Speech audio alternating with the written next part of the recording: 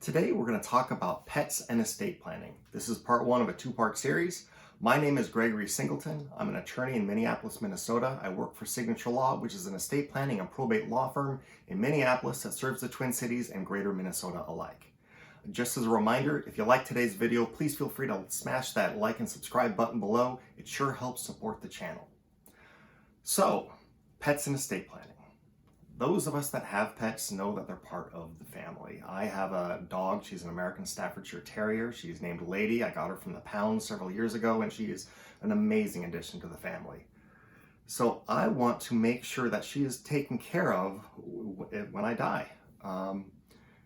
Initially, of course, I will want to make sure that there's a family member or a friend that has a key to my house that can, take care of the dog right away. Feed her, water her, make sure that she goes for walks until a will or a trust takes over. And that's what the two strategies that we're going to talk about today. We're going to talk about a will designation for pets, which is a caretaker designation, or we're going to talk about pet trusts, which is a relatively new thing, but it's a viable option for you. So first, let's talk about caretaker designations. Essentially, this is just like a guardianship designation for children, except your pet will have more legs and a lot more fur, probably.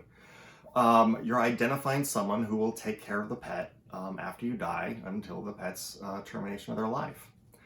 This can be done in a will. It can also be done in a revocable living trust, but we're going to talk about it as if it's done in a will today, just for ease.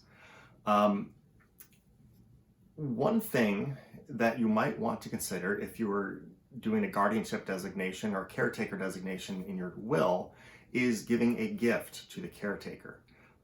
For instance, I give Fido to Bob, and if Bob agrees to take care of Fido, Bob gets an extra $5,000 for the care of Fido. Now, if it's just in a will, it's not going to be limited to the care of Fido, but it's a gift, and essentially what it does is it pays for Fido's being cared for throughout Fido's life.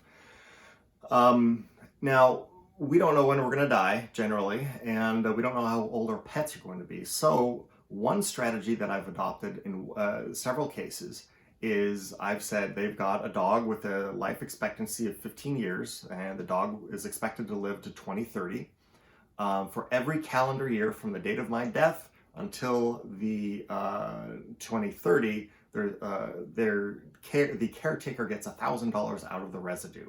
So if there are 8 years left before 2030, then the caretaker will get $8,000 for care of the pet. So it kind of offsets some of those expenses. Now, there is no guarantee that your caretaker will actually care for the pet. That's a problem.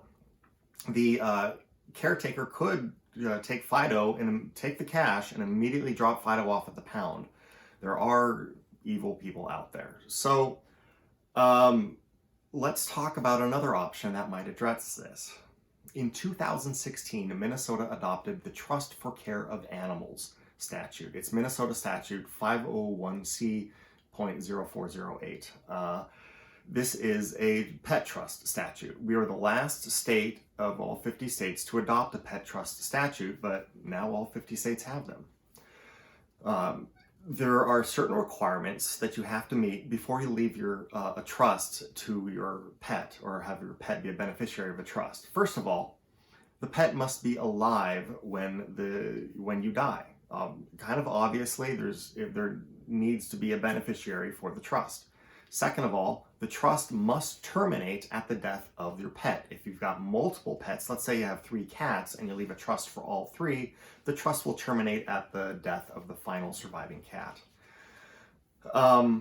This is an interesting one. The trust cannot be enforced for more than 90 years. So essentially, if you have a pet tortoise, you need to make plans for the tortoise after 90 years, such as maybe the pet goes to a conservatory or something.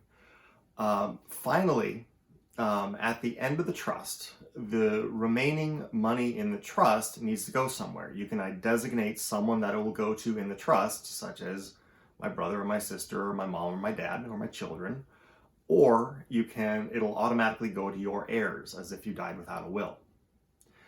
A couple tips about pet trusts and really caretaker designations as well. First of all, this is more for pet trusts, is you want to detail the pet's standard of living and care.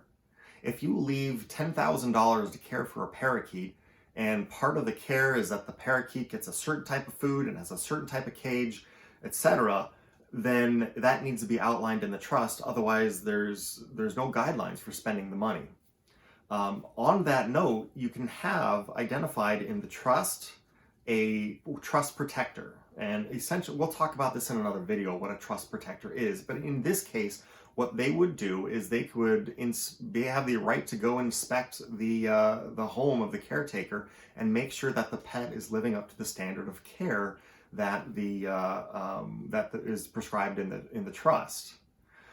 One thing you can do in a pet trust or in a will is you can designate the disposition of the pet's remains. So when the pet dies, you can say, I want Fido cremated and the ashes spread along the Superior Hiking Trail, or something along those lines. You can do it. I've rarely seen this sort of thing, but some people it really matters to. One thing to think about is when you're naming your pets in the will or in the trust. Right now, let's say I have a dog named Fido, and I say Fido is going to Bob, and Bob will get $5,000 when I die to care for Fido. Well, let's say I live another 30 years. Fido probably won't live that 30 years, so I may replace Fido with another dog or another cat or something along those lines.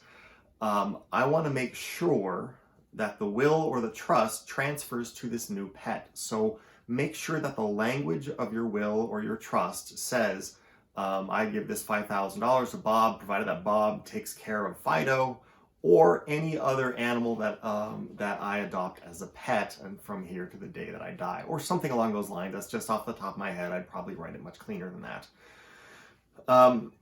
One interesting question, and this is a really interesting question, and there's no guidance in the statute for this one, is how much money can you leave to a pet in a trust?